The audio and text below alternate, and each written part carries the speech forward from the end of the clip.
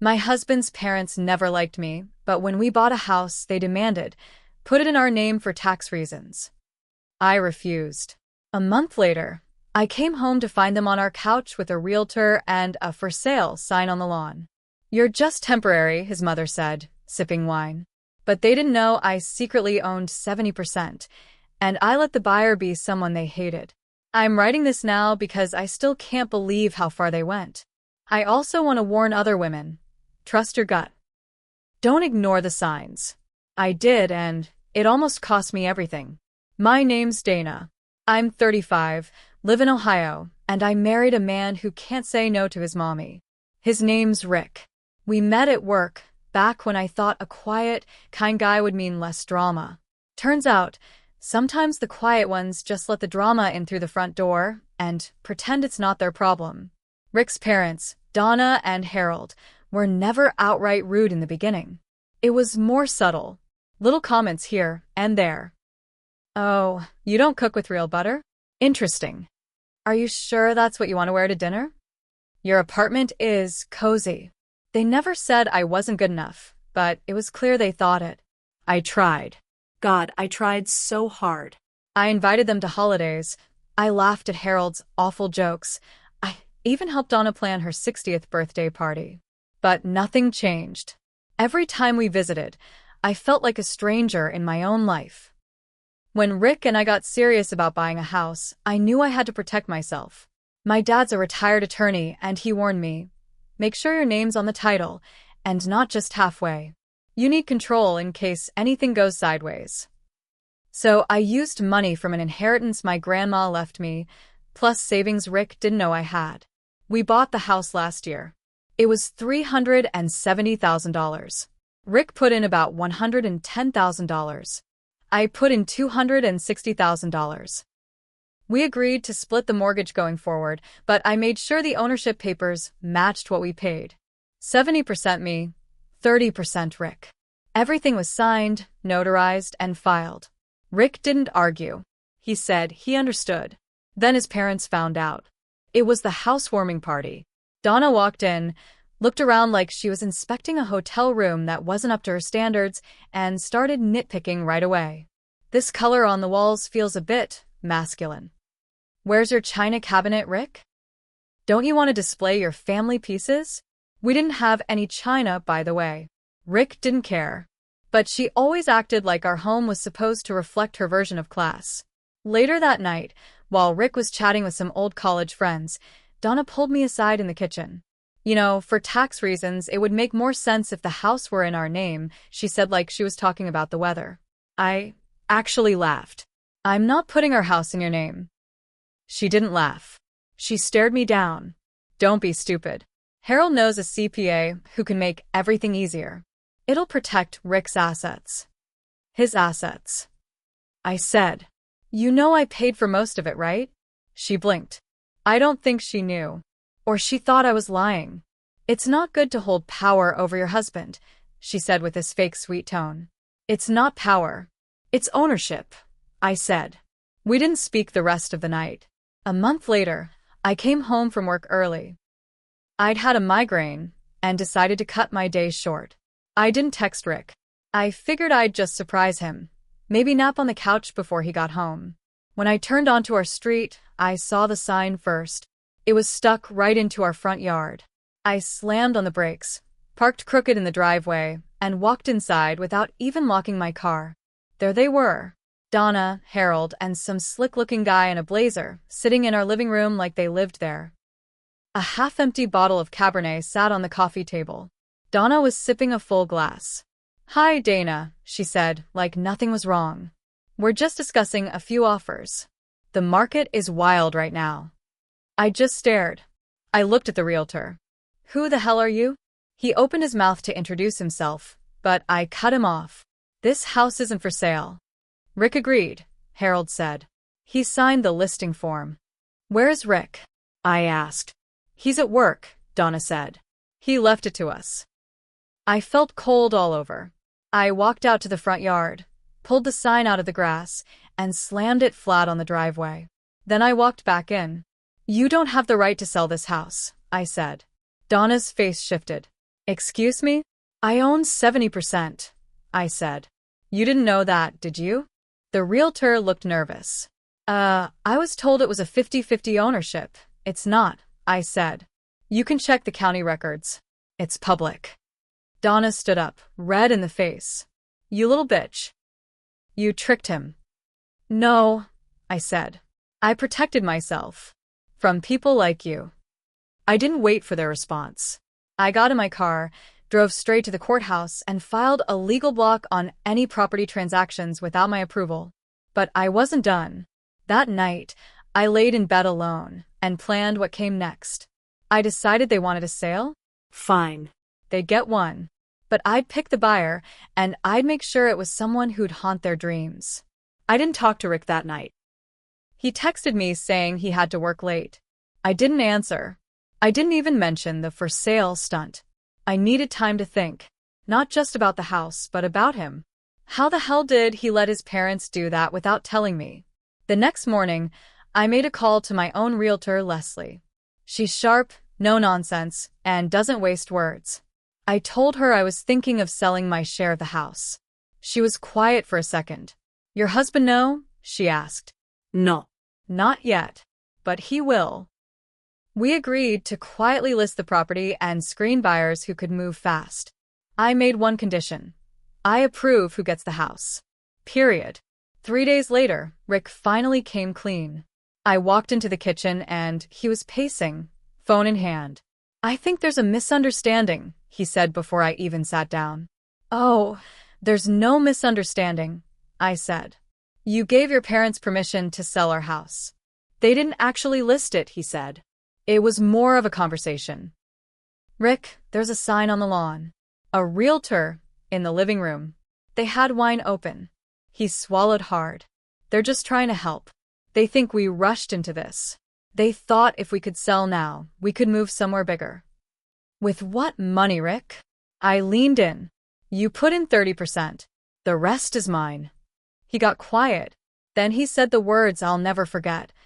Why does it matter who paid more? We're married. That's when I knew this wasn't just about his parents. He didn't see it. He didn't get how dangerous this was.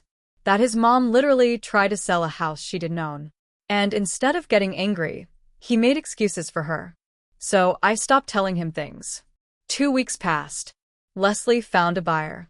All cash offer. Fast close. And it just so happened to be Carla. Carla Taylor. Successful. Smart. Confident. Black. And the exact woman Donna hated with a passion. I didn't pick her out of spite, but once she made the offer, I didn't hesitate. This was personal now. Back when Donna worked at a private golf club, she got fired for making an inappropriate comment to a coworker. What she said was racist. Carla was the general manager at the time, and the one who signed the termination papers. Donna never let it go. I heard her rant about Carla more than once at family dinners. She's out to ruin people like me, she once said, red wine in hand. So yeah. When Carla wanted to buy my house, I gave her a deal. We moved fast. Inspection was a breeze. Leslie handled everything. I still hadn't told Rick. But the day before closing, he came home early. I was packing dishes. What's going on? He asked. We're selling the house, I said. It closes tomorrow. He stared at me, mouth open. You're joking. Nope. You can't just do that without telling me. I already did. He sat down hard on a kitchen chair. This isn't right. You can't just shut me out. Rick, your mother tried to sell it without my permission. She was trying to help. She broke the law. She's my mother, and I'm your wife. But you chose her. That night, he left. Didn't say where he was going. The next day, he showed up with Donna. She stormed in, heels clicking, eyes locked on Carla, who was there to sign the final paperwork. You, Donna hissed. You have no right to be here. Carla smiled calmly. Actually, I do. Donna turned to Rick. Do something. But Rick just looked down at his shoes. Carla looked at me. Still want to go through with it? I nodded. Yes. Donna glared at Rick. If you let this happen, you're not my son. Rick just stood there, frozen. Carla signed. And that's when Donna snapped. She lunged for the papers, tried to grab them, screaming something about fraud and betrayal. Carla backed up. Leslie pulled out her phone to call the cops. I grabbed Donna by the wrist. You don't own this place. You never did. She looked at me like I slapped her. You'll regret this. He'll leave you. Maybe, I said. But at least I'm not stuck with you. Rick didn't come home that night. I wasn't surprised. After Donna's meltdown at the closing, I knew he was humiliated. But part of me hoped he'd finally see them for who they really were. That maybe he'd come back and say, I'm sorry. You were right. He didn't. Instead, I got a text the next morning. Staying at my parents' for a while. I need space. No επάλεγη.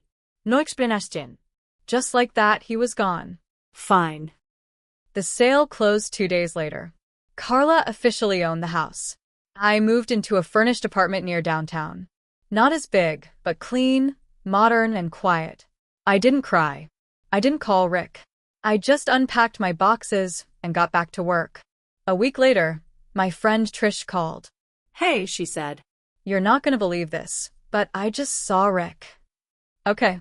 He was at a bar. In Westwood. With another woman. My stomach dropped. Who?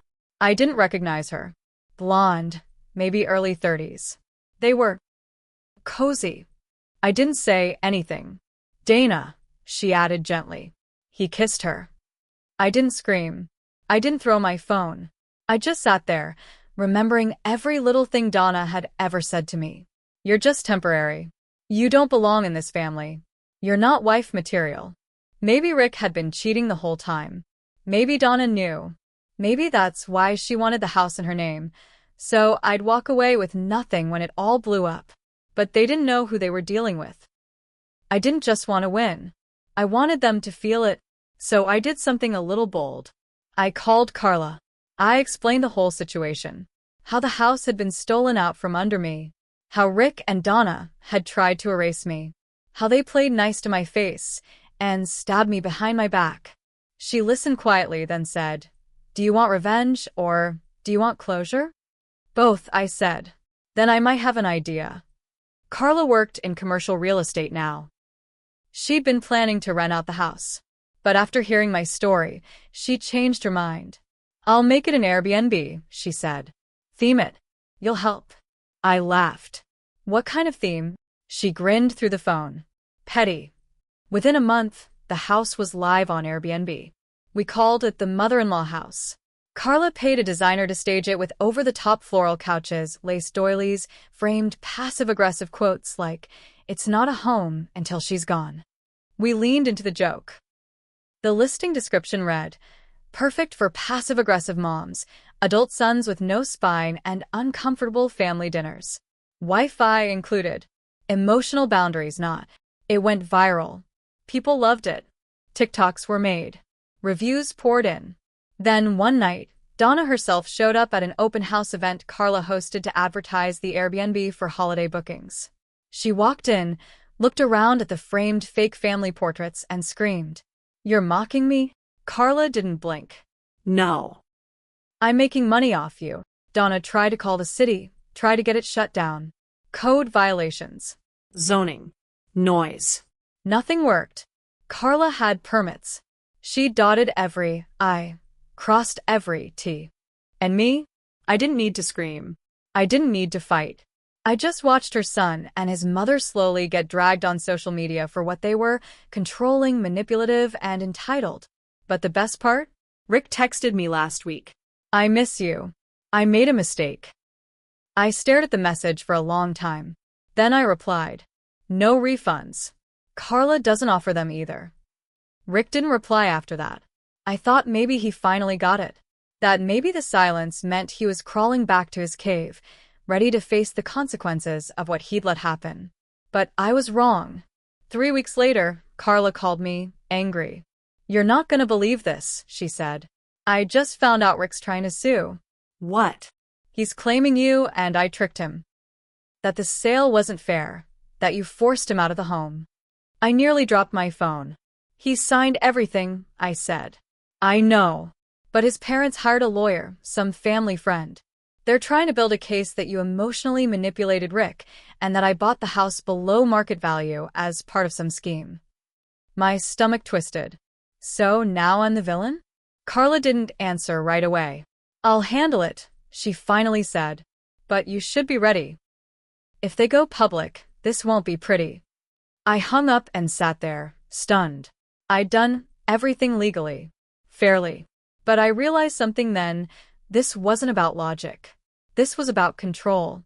Donna couldn't stand that I'd won, that her son had lost something, that I walked away with my head up.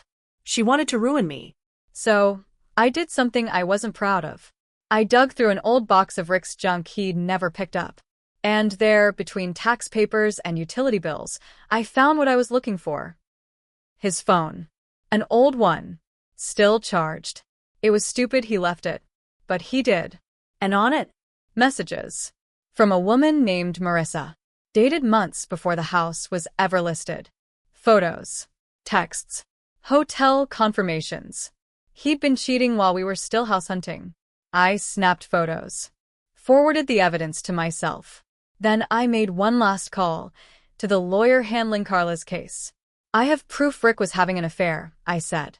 While we were married. While the house was being bought. While his parents were planning to help. The lawyer paused. Can you send it over? I did. 2 weeks later, the lawsuit vanished. No explanation. No statement. Just gone. Rick stopped calling. Donna never looked my way again. But the final blow? That came later. Carla made the Airbnb permanent. She expanded it. Started renting to content creators who made entire series mocking mother-in-law horror stories. She turned the upstairs bedroom into a fake Rick's room, with framed photos of a grown man in a bib, surrounded by wine glasses labeled Mommy's Favorite.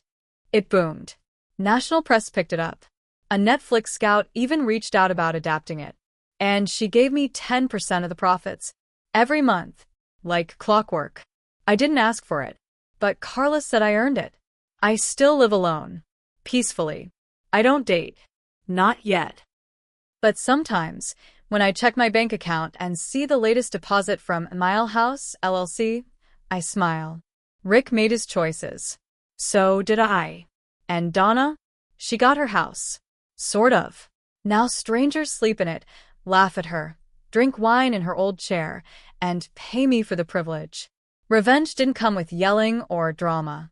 It came with profit, silence, and the full weight of knowing they lost to the one woman they called temporary. Turns out I was the only one built to last.